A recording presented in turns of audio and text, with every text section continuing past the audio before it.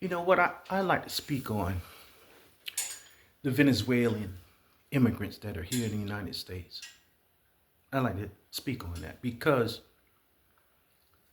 they're causing havoc. Those immigrants up like in Chicago and they're in Colorado, just causing havoc where they are. These immigrants from Venezuela.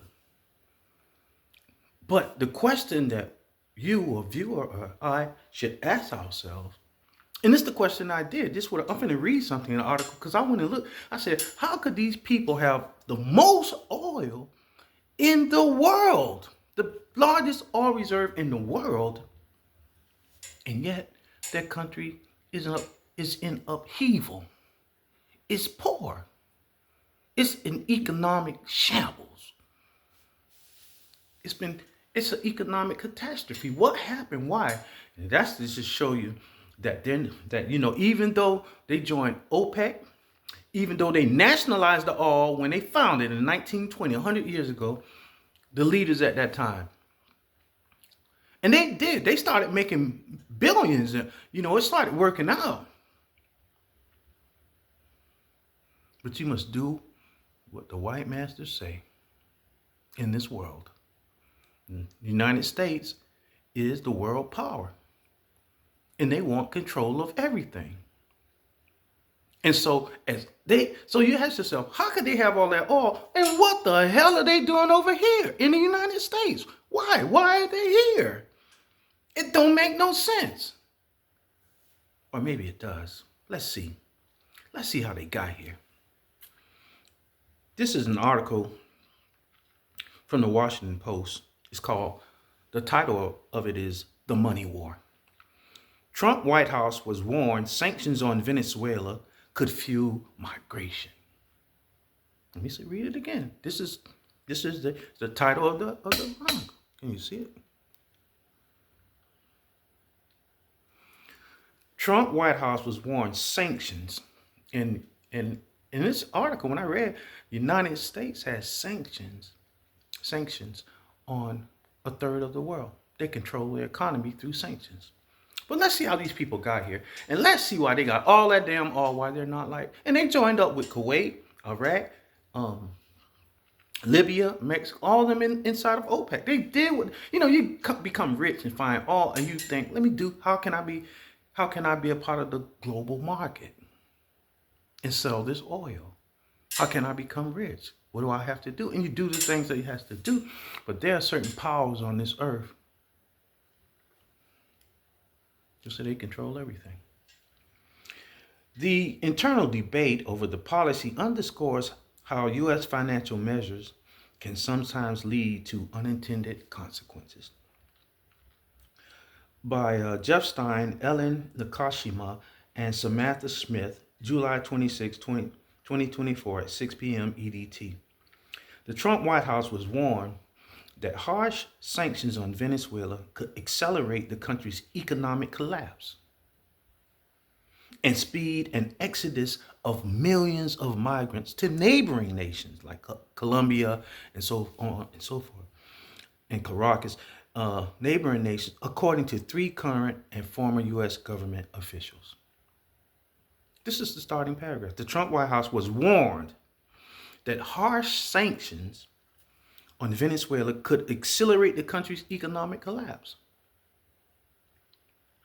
The Department of Homeland Security's DHS Office of Intelligence and Analysis delivered the classified assessments, part of a broader examination of how Venezuela's economic implosion could affect migration in Latin America. To the White House National Security Council and the top 2 DHS, Department of Homeland Security officials, in at least 4 reports between 2017 and 2019, the people said. Let's read on. We're talking about why are those Venezuelans here? What happened to their economy? They got the most oil. Shouldn't they be at least one of the richest, if not the richest, oil countries? The Trump administration, nevertheless, imposed some of the harshest economic penalties in U.S. history on Venezuela in response to documented human rights abuses. I guess that's like them weapons of mass destruction that they documented in Iraq. You heard that? The Trump administration, nevertheless, they said, well, we got warned about it. We could just collapse the country. But we imposed some of the harshest economic penalties in U.S. history on Venezuela in response to documented human rights abuses, extrajudicial killings, and corruption by the regime of dictator Nicolas Maduro.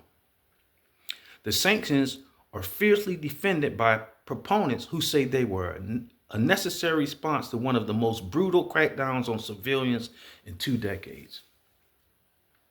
So they say, well, we're going to go over here and destroy this country because he is being brutal to his people. Wow, that really going to help them? Trump, America, that's a good idea. It's a damn good idea. Since he's imposed being brutal to his people, we'll just collapse the country. Go put sanctions on them so they can't take their oil and sell it to this market, that market, that market. That oil is no fucking good to you because we're not going to allow you to sell it in the oil markets. Today, however, Maduro remains in power, and a surge in Venezuelan immigrants has emerged as a flashpoint in the U.S. presidential election. Though Venezuelan mass migration to the United States only began after President Biden took office, concern among Trump officials about the sanctions' potential effects, including on migration, was more extensive than previously known, according to interviews with more than 24 current former U.S. officials. They knew more than they were saying. They knew that that was going to happen. They said more than what they're saying. They knew that they was going to haul ass here. This is the point I made at the time. I said the sanctions were going to grind the Venezuelan economy into dust and have huge human consequences, one of which would be out-migration, said Thomas Shannon, who served as Undersecretary for Political Affairs at the State Department under President Donald Trump. See, they start turning on him because they saw what he was doing. They said, hey man, don't do that to them. You gonna fuck them up. Well, no, he over there doing that to them people. So we gonna, he's doing that to those people and we must go over there and fuck them up. That's what he was, listen to this shit, man. This is the point I made. That's what he said. He said, where was I?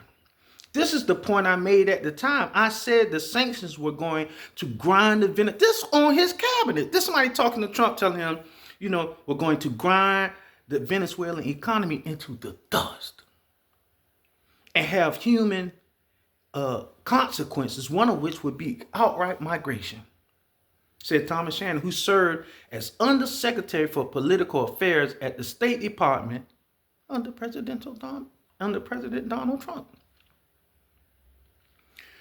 The sanctions clearly helped generate fast out-migrations, Shannon said. And you knew it was only going to be a matter of time before these people decided to migrate north. Like they're down here, the United States is up here, north. U.S. sanctions have surged in the past 2 decades and are in effect in some form in almost a third of all countries. U.S. sanctions have surged in the past 2 decades and are in effect in some form in almost a third of all countries. In the case of Venezuela, U.S. officials were and remain sharply torn over the financial disaster. Proponents such as former top Trump aide John Bolton defend the sanctions as a critically important, though unsuccessful, effort to force out Maduro, or at least limit the funds at his disposal. See, they fucking with him because he's not doing what they want to do, and so they're going to destroy the economy, like how they did Saddam Hussein, and like how they did, the guy in Libya. So they said, proponents such as former top Trump aide John Bolton defended sanctions as a critically important, though unsuccessful, effort to force out Maduro, because he won again, or at least limit the funds at his disposal. Venezuelans had already started fleeing before the sanctions were imposed. They stressed escaping an economic crisis rooted not in U.S. penalties, but in mismanagement by Maduro and his predecessor, authoritarian leader Hugo Chavez. The money war. The U.S. government is putting more sanctions on foreign governments, companies, and people than ever. But these powerful tools of economic warfare can have unintended consequences, hurting civilian populations and undermining U.S. foreign policy interests. The money war investigates the proliferation of U.S. financial sanctions and the dangers of overuse of sanctions. Okay, back to the story. The other former Trump officials, particularly at the State and Treasury Department, say it is clear U.S. sanctions. Listen now, these are different departments under Trump, and this is what they're saying. This is what happened. This is why these people are here. But other former Trump officials, particularly at the State and Treasury Department, say it is clear U.S. sanctions aggravated an already dire situation with little clear upside. Venezuela's economy contracted by a staggering 71% from 2012 to 2020, the largest such drop in modern history for a country that's not at war.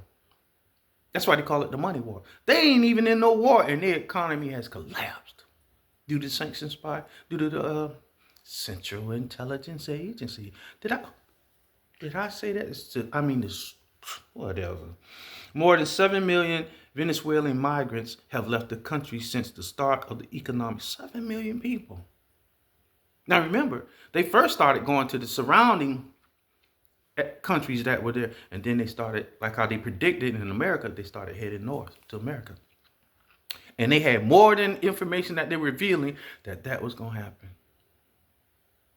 More than 7 million Venezuelan migrants. Now, the country only got about 27 million people. Damn. Have left the country since the start of the economic. That's when they want oil. When they want your goddamn oil, then they want in control of that goddamn oil that you got. See, that's what I'm saying. They over here, these migrants, fussing. You supposed to be in your goddamn country fighting against Maduro and fighting against the goddamn United States coming in, controlling your goddamn country. Because they're going to take that goddamn oil. That's what this is about. If they have to go in there and look for goddamn Bin Laden again. Where he in here? Send all the truth. And Bin Laden dead, bitch. Who y'all fooling? They'll do some shit. They don't care what they put on the news, what propaganda to get over there and start a goddamn, we got to go in there because they can't, like how they did black people. We had to govern them because they can't, they need us. So we passed the Brown versus Board of Education because black people said they picked the white dog because they think they need us to educate them. They just make up shit to do some shit to you. Okay, and then migrants initially went to neighboring countries such as Colombia and Peru. Many later joined others headed to the United States, where federal border authorities have encountered more than 800,000 Venezuelans since 2021. Some federal officials were concerned about that risk before the sanctions were imposed, although multiple factors, including the effects of the pandemic, have driven Venezuelans to the U.S., and their numbers only spiked after Biden took office. The fallout in Venezuela underscores the difficulties of the U.S. money war, which forces officials to balance between trying to punish bad actors abroad and limiting the damage to innocent civilians. This title was bullshit ass paragraph. Let me read that again. Listen to this shit.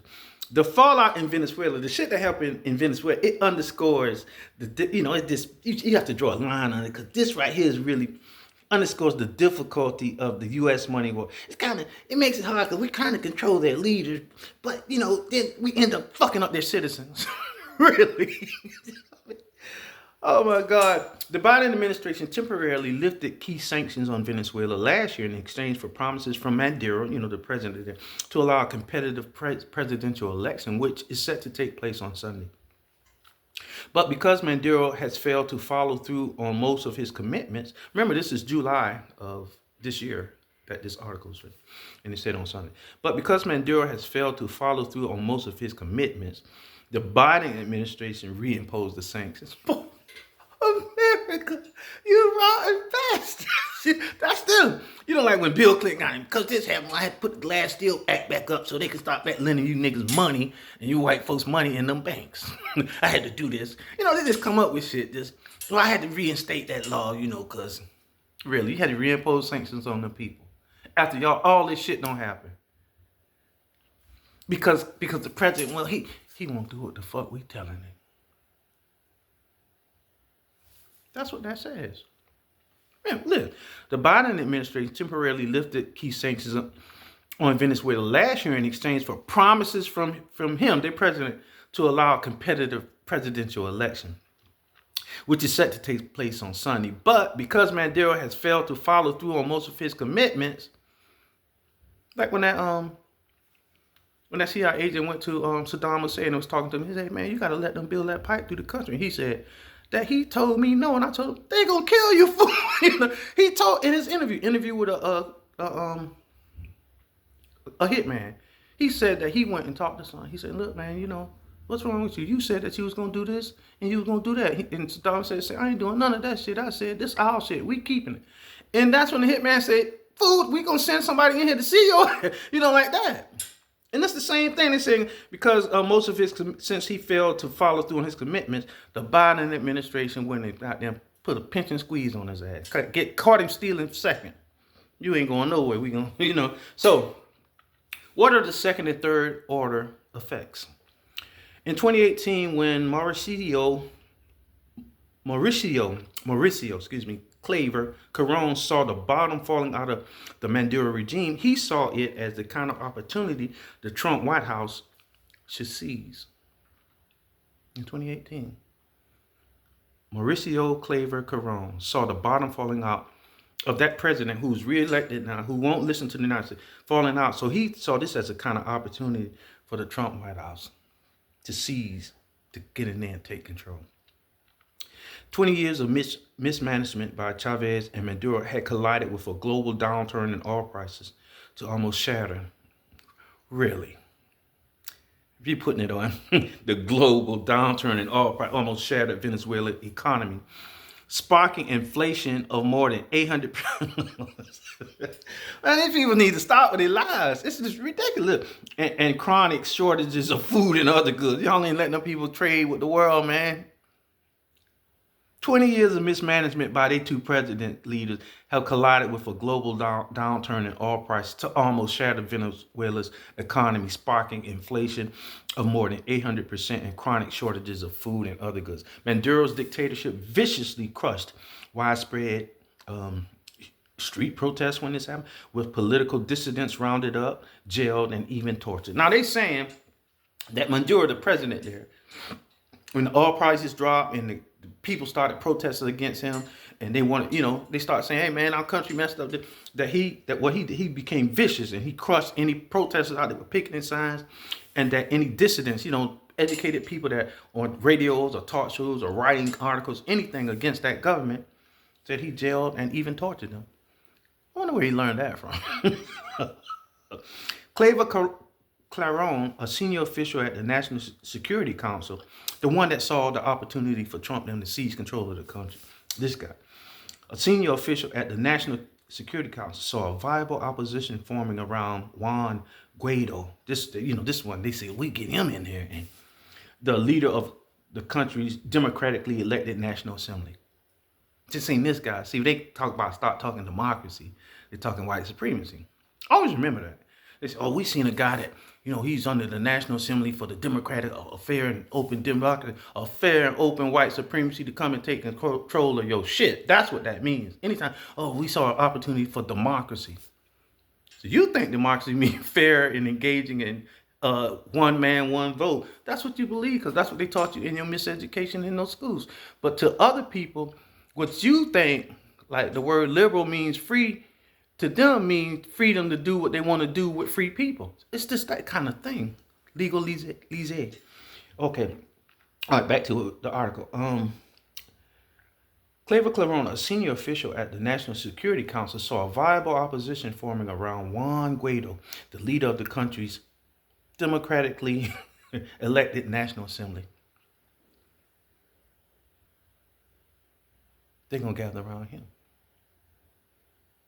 That's what they call like coup d'etats, you know, when they come and see a leader they can't control, they gather around, put one guy and get the country behind him and then bring in some kind of coup and kill him. Like they did, you know, a bunch of people, a bunch of leaders. And since I've been living in most, okay, back to, he also saw clear signs of unrest among military officers. Listen to this shit. Boy, this is some good, this guy there better than Rabbit and Right. Now he's seen this guy right here be a good guy to be in the Democratic Assembly. Then he saw the military leaders getting unrest. They getting putting together, that's a coup. They're putting together a coup against This guy who they saying he's a Saddam Hussein, he's a Muammar Gaddafi. That's like that point. Say, well, that man over there was helping this country and all kind of shit. And they telling us all kind of bullshit. Man, they kill that man and kill him. Same shit. It's not bullshit or horse shit. It's the same shit.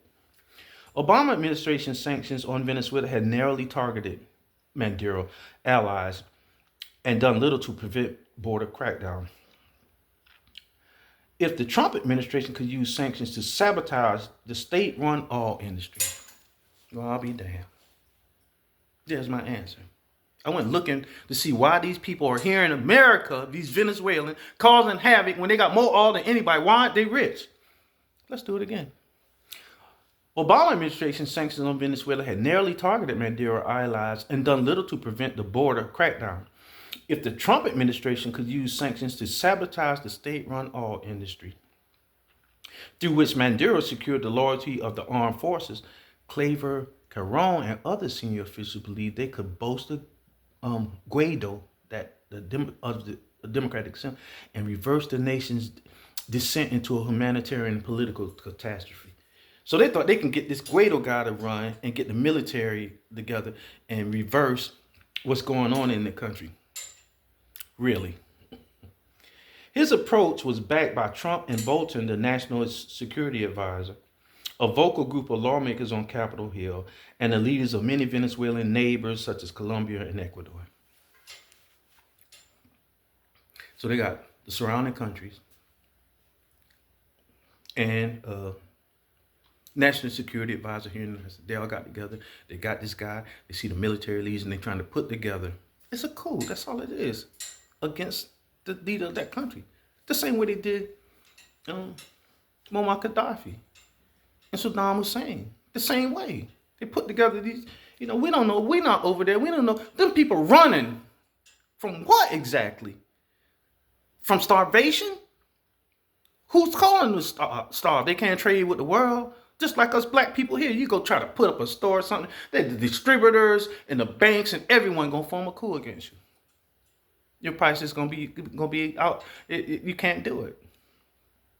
Those are sanctions that we don't even, invisible sanctions upon the black community and black citizenry. Or whatever. Okay, back to the movie. His approach was backed by Trump and Bolton, the national security advisor. This guy, Claver Caron, his approach was backed by the national security and a vocal group of lawmakers on Capitol Hill. I wonder what ethnicities those lawmakers were. Probably could buy a ring or a damn bracelet or something from them, I assure you of that. But anyway, back to the movie. And the leaders of many of Venezuela's neighbors, such as Colombia and Ecuador. Claver Caron, Mr. Claver Caron, he should make some perfume, cologne or something, because his name sounds like some damn. Anyway, Claver Caron's reasoning reflected in part why U.S. sanctions have become so frequently used. Did you hear what they just said? Claver Caron, his reasoning for going against the president of that country, with all they just said, getting the vice president, getting Trump together, getting all the neighboring countries, his reason reflected in part why U.S. sanctions have become so frequently used. We can use this method against that country, that country, that country, that country, and collapse the economy. They carried much less risk to Americans than deploying troops to Venezuela. Well, I'll be damned. His reasoning, they carry much less risk to American citizens. We use these tactics, this type of war, sanction war against this country. We can destroy them without using tanks, without using bombs, without men losing their lives, leaving their wives and their wives marrying other men or marrying other soldiers while they're away in the field. Hey, I'm not making this shit up. All right. But isn't that I mean, this is amazing.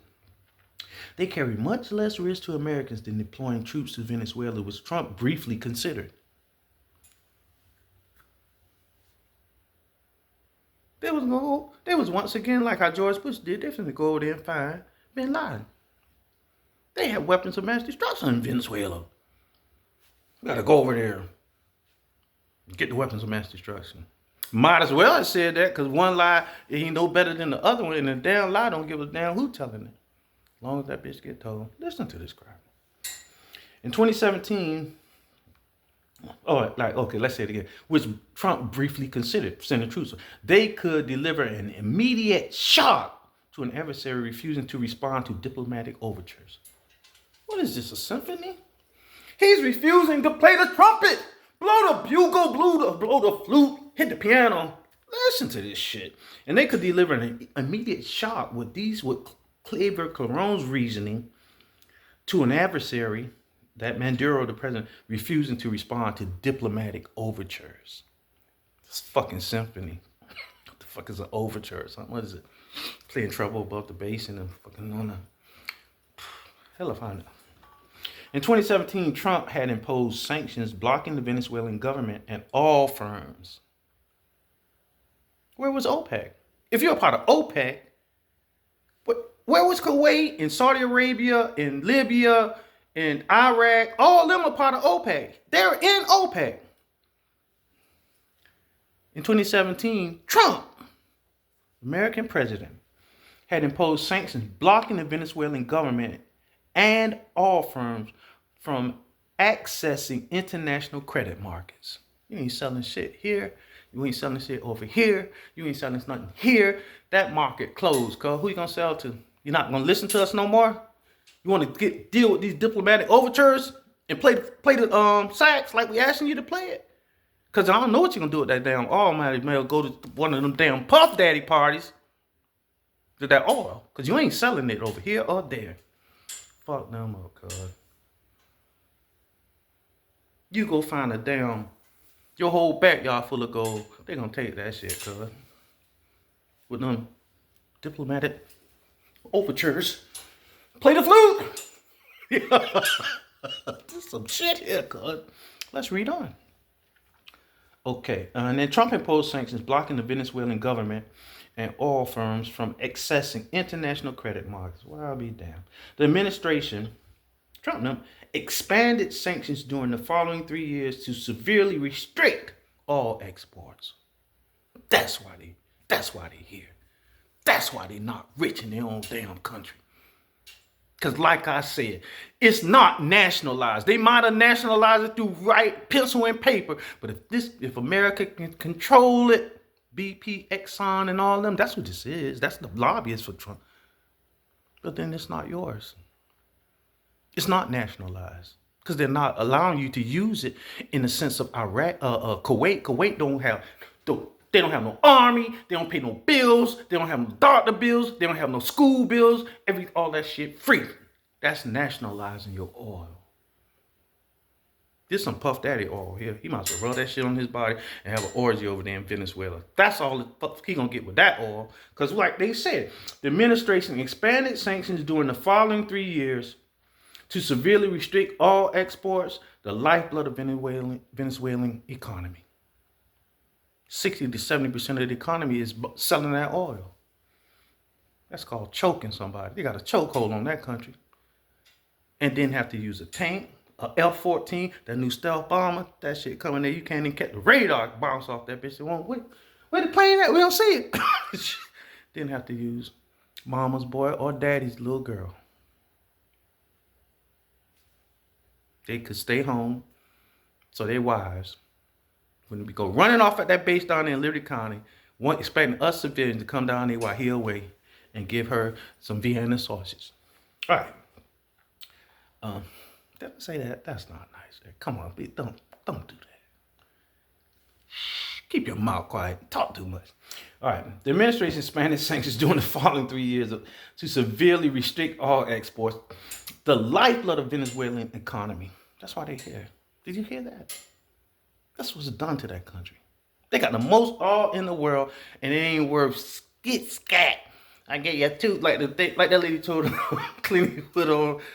I give you a bag of deer blood and some sackcloths and some bear clothes to go on, and it ain't worth squatting. They say they gonna come kill you and all, and Outlaw Jody Willis. They say they coming after you and gonna kill you. I say it's doodly squat. That's what this is. That all of them is doodly squat. Nothing. Chokehold. White supremacy. Democracy. Democracy. I just gave you its true definition. Particularly at the opposition movement to Maduro appeared to be gaining strength. Okay, following the 3 years to severely restrict all exports, the lifeblood of the Venezuelan economy, particularly as the opposition movement to Maduro appeared to be gaining strength. So they put a choke on his ass. Why this other guy who they put in there thing, just like that Hamas shit down in Israel. That's them. They put that shit over there. Why would you be a Palestinian and attack Israel? It don't even make sense. I don't give a damn. They got tanks and nuclear bombs and all kind of shit. And you talk, man, them people throwing rock. Them people, Hamas is that's the left hand and the right hand of America. That's what that is. Starting up shit because they're gonna take that natural gas over there on the Palestinian side. So they play both sides of the field. They batting the ball and run out there and catch that bitch. I got it. Damn. All right. Let's see. Let's move on.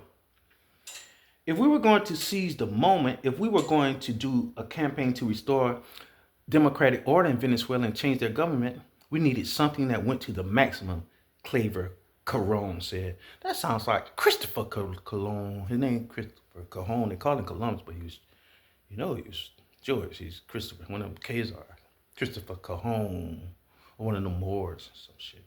We needed the greatest impact in the shortest amount of time. So to defeat him, first we destroy his economy. So now the people against him, Ecuador and Colombia, the surrounding country, the military against him, and plus this man that we put against him in the Democratic Assembly is gaining power. And when he's gaining power, he better do unlike Saddam Hussein. When we put your ass in that office, you better let us get our hands on that goddamn oil. That's what we're gonna do. We're gonna have your ass crying and begging at the United Nations. Well, America go do the seeing Saddam Hussein, he started crying, man. He did a speech. And he was crying at the United Nations. How could y'all let them? He calling out countries. Y'all let them do this to me. Y'all let them nigga. And when he was on trial in his country, he was speaking to his countrymen who turned on like this Democratic Assembly or this guy Guaido that they getting to go against Maduro. Those were his fellow countrymen and they had on the wigs and shit and they was in there. He's crying, man. They was telling. And they had poker faces. Because they knew we got to do what the Americans say. We're going to fuck you up, cuz. And he was crying. He's speaking in their language. How could you let them, and you my friend, we've been friends. How could you? He was crying. And shit, he knew. Like Martin Luther King standing on that night before he said that speech in Memphis. They asked him, you got to come speak. He's throwing up and leaning on the toilet, throwing up, scared with fear of death. He's in that room throwing up. They told him, go tell him, go tell him I can't speak, I can't. And then he said, tell him I'm coming. That's when he did that. I might not get there with you. We as a people, but he knew. He said, I might not get there with them cracking out there. You damn right. Shit. When he was saying that speech, he knew. And the crack said, you bring your ass back here to Memphis, meddling in all union business about these garbage men, we gonna kill you, nigga. So you get on back there. He had to go do something in Atlanta. And when he told him he'd be back, they told him, when you go back to Atlanta, you better keep your ass there. Now, if you come back here meddling in our business, we gonna kill you. And that night before he did that speech, he was straight scared shitless. He was scared to goddamn death and throwing shitting out his mouth on the toilet when you want to speak. And at the very end, he got there. A lot of talk going around what happened to me by some of my sick white Tennessee brothers. That's how it started. Well, like anybody, I like to live a long life. Shit, you crackers if you want. All right.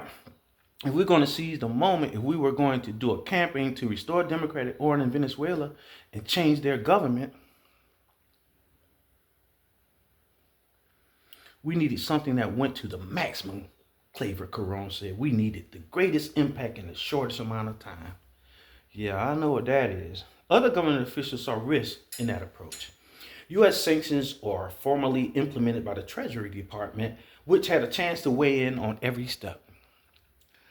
At roughly bi-weekly coordinating meetings in the White House Situation Room, Treasury officials, now these are the ones who normally do sanctions, the Treasury Department, they control the money and say, At roughly biweekly coordinating meetings in the White House Situation Room, Treasury officials raised objections to the scope of most of Claver Caron's proposals.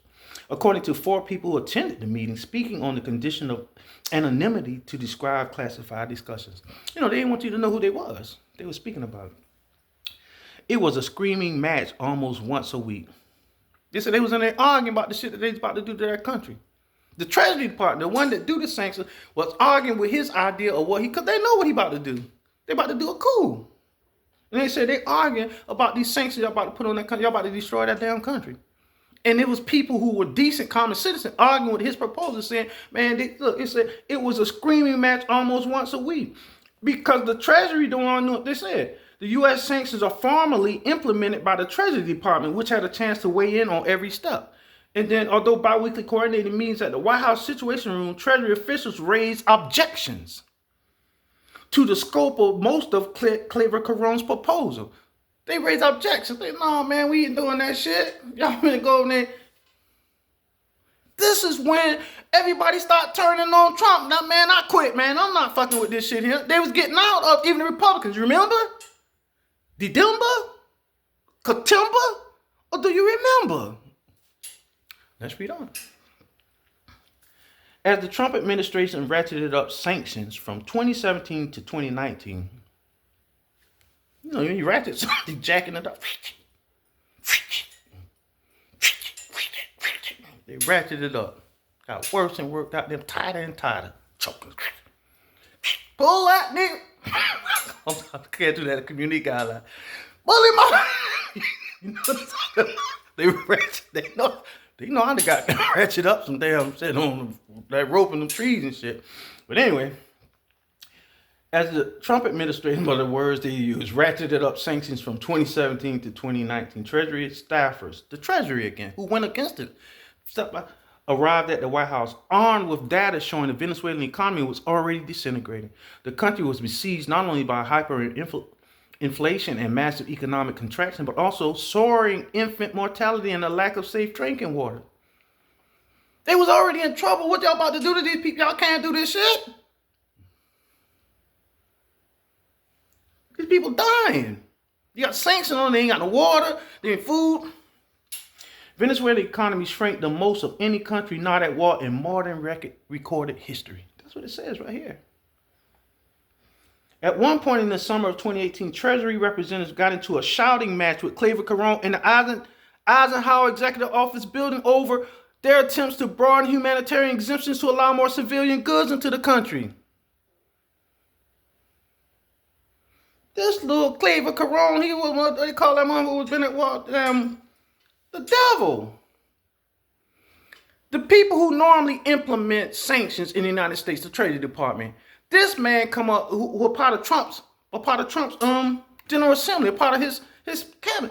He advising Trump on that Trump, this is time for you to go in, man, and we can put thing in there. Guaido in there, and man, the military getting, and now we already choking him. This, he, in the Treasury Department arguing with him, got an argument with him in the Eisenhower Executive Office building over their attempts to broaden humanitarian exemptions to allow more civilian goods. They wouldn't let no food and stuff go. The humanitarian, like America, that's what I'm telling you. We giving money to humanitarian thing, like to the Red Cross.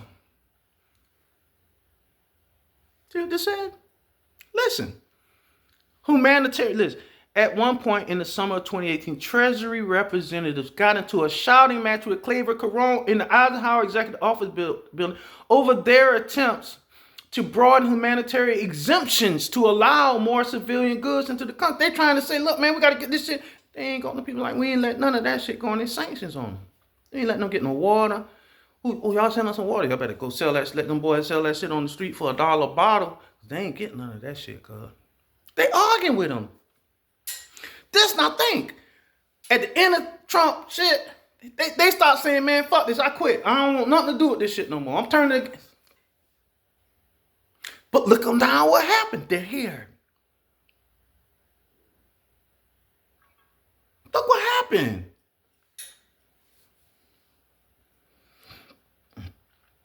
Okay, here on the argument. Sigal Mandel. Now I'm introducing another person. Seagal, or a Seagal, this is a woman, Mandelker, then Treasury's Undersecretary for Terrorism and Financial Intelligence, cited examples of malnourished Venezuelans as a reason to be wary of the humanitarian consequences of overly broad U.S. sanctions. This lady, Seagal Maldeker, then Treasury's Undersecretary for Terrorism. I deal with terrorism. She's saying this shit y'all about to do. No people already starving. They undermarriage. They having babies dying. What you think infant mortality? What that mean? Some old person died? No. What does that mean? Some 30 to 40 year old person died? No. That means that babies are dying.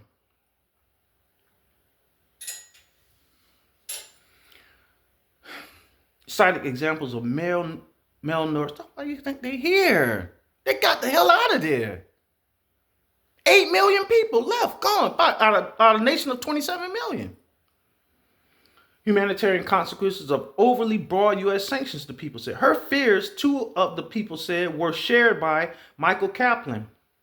Kaplan, the Jewish synagogue.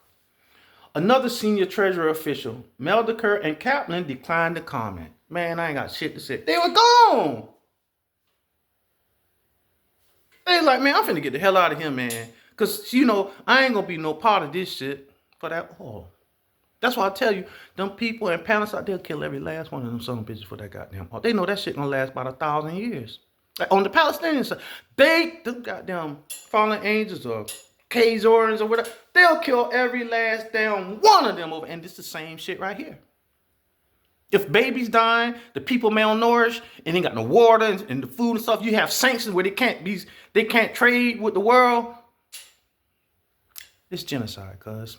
That's another word. Call my Webster family, the one that do the dictionary, and ask them what the fuck genocide is. And tell them this, and they'll say, yeah, that's about it, buddy. Oh, no, they ain't. Well, I think they did a pretty good job. That's pretty good. They Webster them came from over that bullshit over there. All right. Across the Treasury staff, we were all asking. See, they had no comment. They said, man, I ain't got no comment. That lady, Seagal Meldeker, and Michael Kaplan. I want to see Ken to the movie producer. The one that make all the movies like Star Wars and stuff. One of them Kaplans. Oh, that's not his last. I don't know. Across the Treasury staff, we were all asking, what are the second and third order effects of this? Listen. Infant mortalities, malnourished people. What's next? That's what they're saying. What are the second and third? This is the first effect that's going on. Genocide. If they're already down there, then they'll be dying. Well, more infant mortality, they already dying, and they already malnourished. What's this? Let's move on. I'm talking too much. As across the Treasury staff, now these are the people that this why people walked away, because this department, this lady and this man, they're the ones that normally throughout the years implement the sanctions. And yet, Claver Carone, who's on Trump's staff, he said to Trump, this is time for you to go and let's do a squeeze play on his ass. Maduro, the president, we're going to get his ass out. Trying to steal second term. We're going to catch him through first and second, so... And so these two, they said they ain't got no damn comment. Because they like, well, what the hell gonna happen next? And what the hell gonna happen to that? What after that? What are the second and third order effects of this? One former official said, out-migration was one piece of that. They knew them people was gonna haul ass. They gotta get the hell out of there. If you any place and you starving and dying, what did Sigmund Freud in Germany say? Fight a goddamn flight. He said when your anxiety building, you get fear, he said you either gonna fight or your ass gonna haul ass. Fight or flight. He wrote the paper on it. Sigmund Freud in Germany. That up. Pop Jewish boy over there in Germany. That's what he said. And they haul ass. That was the side out. They people said we can, and the order they came, they started running left and right. And the next place they started going, north, Chicago, New York, Colorado, and they're raising hell. But that's not the fight. The fight is not here. And the damn show ain't with no damn black people, but then as soon as you get to America, hey, yeah, them niggers, see, those are niggers. That's what they do. You know, everybody come here. And they like these Mexicans be looking at you, man, don't speak to them. We work with white men, you know, that kind of shit. They pick that shit up as soon as they hit this bitch. As soon as they get to America, man, they know. No, I'm glad. Then they over here, yes, sir, what do you want? We'll about do it for $50. Bitch, you just told me you can't speak no. Lying bastards. All right. The disputes went all the way to Trump's cabinet. Because like I said, the next thing they said is going to be outright migration. And so the disputes, the Treasury Department, which implements the sanctions against Claver Caron's proposal of what to do with Maduro, the president of Venezuela, and use this new coup, this President Guaido and the military officials and the surrounding countries, and then we'll put a chokehold on him and we'll win a democratic. And what I told you, democracy mean. And so the disputes went all the way to Trump's cabinet. Trump knew. He knew that they were arguing about this bullshit, about these sanctions. And the Treasury Department, which doesn't. Now that just goes to show you, it's some decency in America. Where the fuck is it? I'm teasing. That these people were saying, no, man, we're not going to do this. And they were arguing. They were going in rooms having a fucking damn near fist fight. And Trump, so they say they went to Trump's office in January or February 2019. Then Treasury Secretary, now here go another person I'm introducing. We introduced Claver Caron, the one that's doing the proposal of what to do, told Trump what to do. And then we introduced Segal and Michael Kaplan. Segal McCurkle. And now we're introducing, all right, the disputes went all the way to Trump's cabinet. In January or February 2019, then Treasury Secretary. The Treasury Secretary. Now I guess Segal, that lady, and Michael Kaplan went to the Secretary of the Treasury and said, hey man, look here, cuz we can't do this shit. And so now he went and going talking to Trump. So Secretary Stephen Mnuchin, because it's M-N, so I guess let's just say Mnuchin, Mnuchin, expressed concern to Bolton, which is Trump's boy that's over the national security, over potential collateral damage from tighter sanctions. He go to the White House. See, the dispute went all the way to Trump's cabinet. Now I didn't say it went to him, and I made a mistake. It went to his cabinet, and Bolt is over his cabinet. One of the members of his cabinet, what did they say Bolt was? That he was, let me go back a little bit. That Bolt was Trump's, he's part of the, where was it? He was right next to Trump, one of his boys. That's, I think, Security Council. But it went to him, part of the cabinet. So let's get back to it before I get lost. Okay, so this Treasury Secretary Steve, he expressed concerns to Bolton over potential collateral damage from tighter sanctions. Bolton recalled in an interview. That's what Bolton said. He said, man, they came to me, the Treasury Department came to me and said, they told him, man, this will happen with tighter sanctions. This was going to happen. Really saying that they're going to bring their ass here. Because he said the second order was going to happen. It's going to be outright. The last thing they said is going to be outright migration and out migration, meaning everybody going to haul ass. And he told Bolt. So that means they told him, somebody second in Trump's cabinet knew that this was going to happen. There was no doubt the sanctions, along with the general economic deterioration before we imposed them, was driving a lot of people out of the country, Bolton said.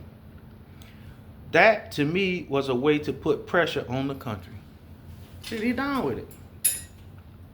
Or at least he's saying he knew that by doing that, that's going to put pressure on the country. A controversial spike in migration. This is a leading paragraph.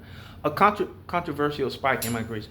As Venezuela's economy accelerated, U.S. officials throughout the federal government started keeping a closer eye on the surge of migrants out of the country. So, as that country began to collapse, they started doing a census, keeping numbers on the migrants that's leaving. That's how they did the the poll, and they saw how many people that left. Their concern, especially at first, was not that many would wind up in the United States. See, they didn't anticipate, at least they saying that. I don't believe them, because I think that was engineered for them to come here.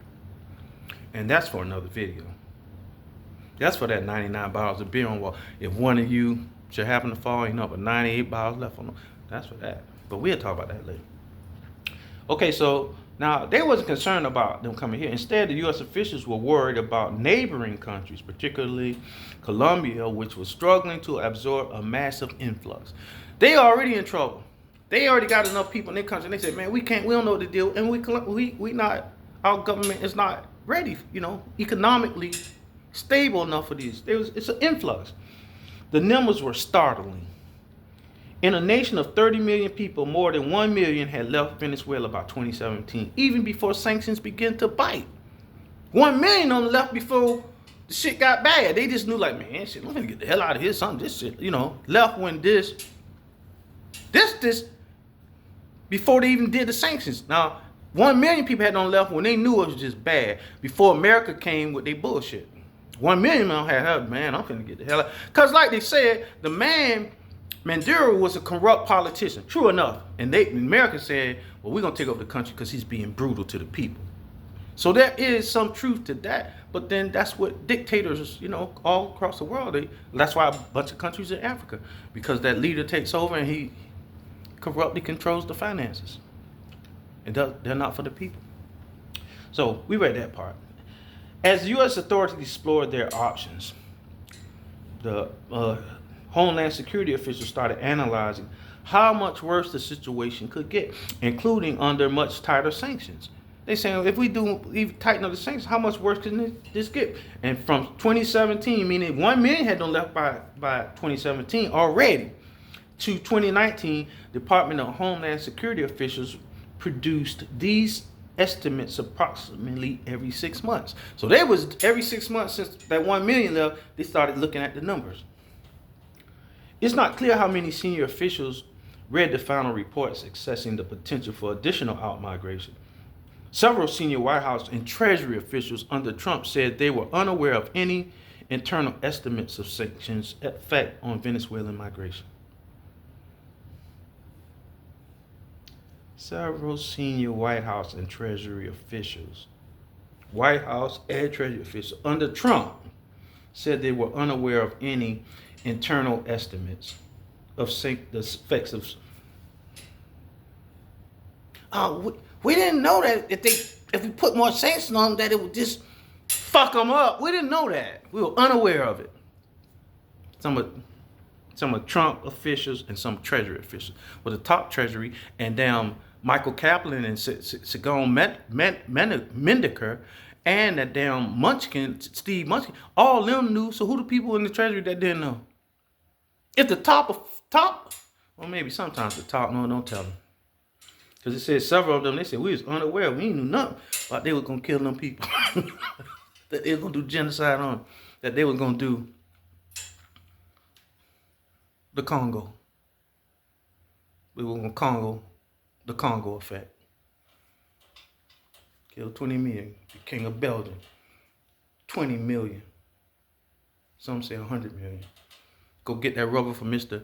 Firestone and Mr. What the other tire is? Mr. Firestone and for the tires. It's another one. What is his name? The king of Belgium was getting the rubber for when they started the supply line for Ford, and Ford them needed them. He was going to get the rubber for the tires. And he made the belt, the Congo. You go out there and you get these baskets. King said, if they don't come back with enough rubber, chop their hand off. In the Congo. So this is another one of them Congo effects. We were unaware of the estimates. We didn't know that many people were gonna leave and bullshit.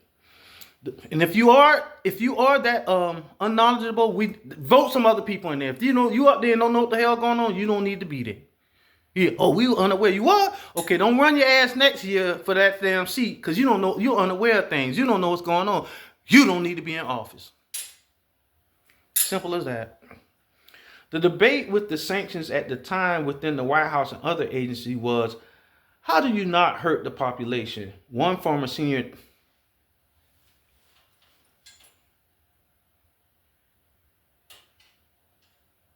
A debate on the humanitarian, when you know if you stop giving people water, stop allowing food, and put sanctions on them trading with other... A debate. And you know that, oh, we didn't know that it was more infant mortality and malnutrition. Bitch, please. I think they call them white lies. Don't get mad at me. I do like white shirts, though. The debate with the sanctions at the time within the White House and other agencies was, how do you not hurt the population? One former senior intelligence official in the Trump administration said, speaking on the condition of anonymity to reflect internal talks. From the intelligence community's perspective, the official said the focus wasn't just on the cause and effect through migration. It was rather, hey, policymakers, or you are contemplating X number of moving parts. This could be an outcome of your decision making as well.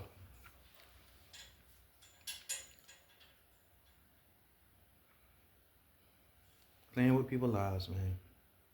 That's what that is. You sitting in a debate and being cute, playing with people's lives. The number of Venezuelans living outside the country surged from 2014 to 2022 to about 500,000 to 8 million people.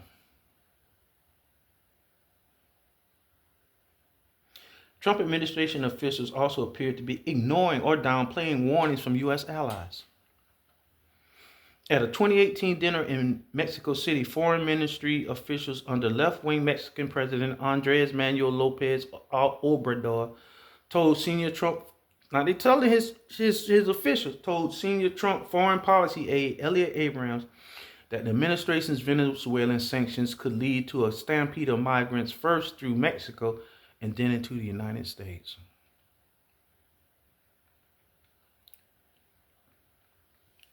Now, Carosa, that joker, he the one that proposed all this. He know, and he a part of Trump cabinet. The Treasury know, and they arguing with Jerome. Now, this in the White House. Now, at a dinner party, an ally, Mexico City, one of our allies, told one of Trump's senior advisor, Elliot Abrams, they told him that it would be a stampede first through Mexico and then into the United, according to the Mexican officials with knowledge of the meeting who spoke on the condition of anonymity to describe a private conversation. They said, I ain't telling you who I am, but true, they saying that our president told Elliot Abrams that shit, they gonna come through, they knew shit, they gonna come through here and they coming into the United States. They knew. What I'm trying to say is, now you got a whole nother official in the United States, Elliot Abrams, Trump foreign policy. He over foreign policies.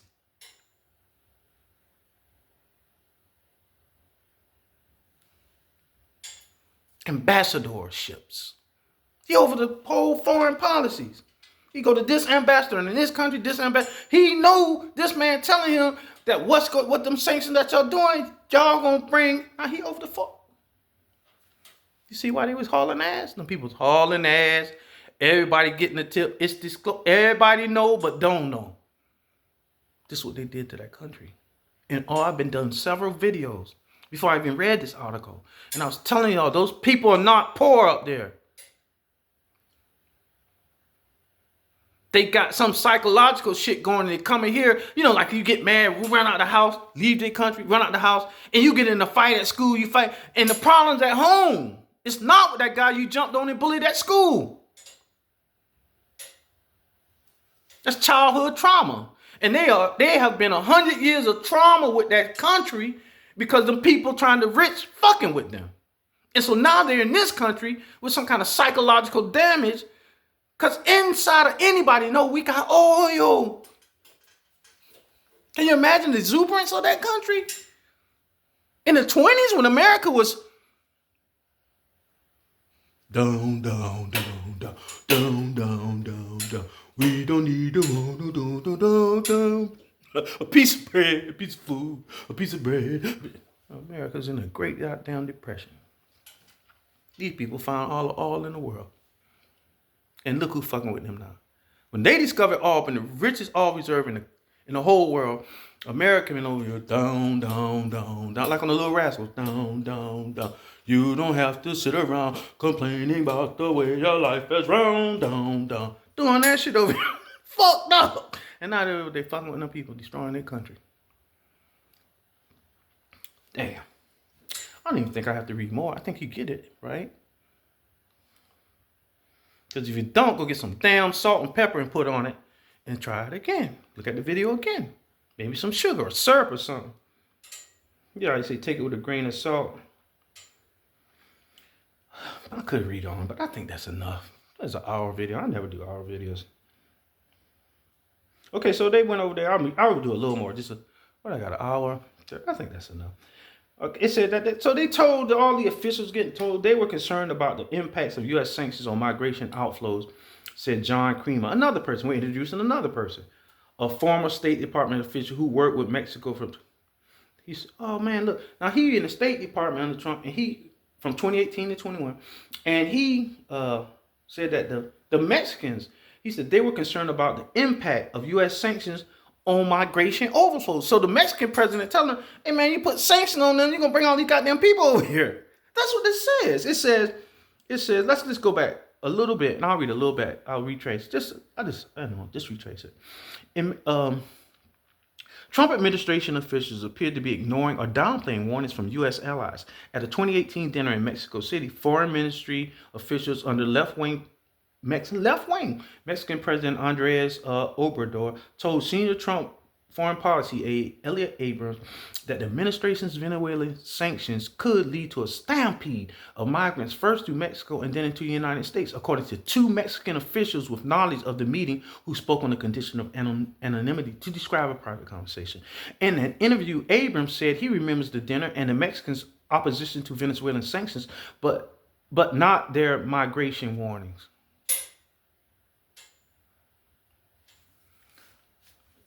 I don't know where he at, but I'll beat his ass if I can see him. That's somebody who you slap the shit out of when you talking. Bitch, you heard. You knew about that. Slap him into, slap him. I knew, but to make him shame the goddamn devil and tell the damn truth, your lying ass. That man specifically said the conversation that he warned you of an overflow if y'all put them sanctions on it. What do you think the conversation was about? How could you remember the conversation when it was about the migrants? That's what I'm telling you. Slap him back into reality. You slap him in there. You think you're a red Crayola crayon when you slap. They were concerned about the impacts of U.S. sanctions on migration overflows. That's what the Mexicans was telling them. They knew, and they told him. The man is over foreign policies. You just can't get any clearer on this. No one came and told me I was. The fuck out of here. One of the Mexican officials at the 2018 meeting said U.S. officials did not appear interested in hearing warnings about migration. You want that all? You want it now, boy. You get you. You want it now. That's enough. I think you get the point. And so, like I said, my question was, why are they here? When they got all the oil in the world. Why are they not rich and wearing that chic shit over there with them lying, stealing, murderous ass Arabs over there? What they doing is just ran all them blacks off the land and took all that land. And the same shit there. That's colonization. That's how it starts. That's what that is. Imperialism. A powerful country stepping in and taking control of the resources and riches of another country. I think that's clear. And I think that we've reached the answer to my question and my research. And I think you now have a clear picture of why these people are here, who they are, and what happened in the history of their country in the last 100 years, and where they should be in life if this was a decent world, if this wasn't the underworld, as opposed to the heaven above. Thanks for listening. You can pull up the Washington Post, that article, The Money War. from June or July 24. Thanks for listening. Have a great day. It's hump day. No, it's Thursday. It's Thursday, the day after hump day. So get ready for the weekend. About to say hump day. And have a great day. And remember, treat people as you wish to be treated. For you are I and I am me. We all are one. So when you mistreat someone, you're mistreating yourself. What goes around comes around. Just wait on it. Have a great day. Thanks for listening.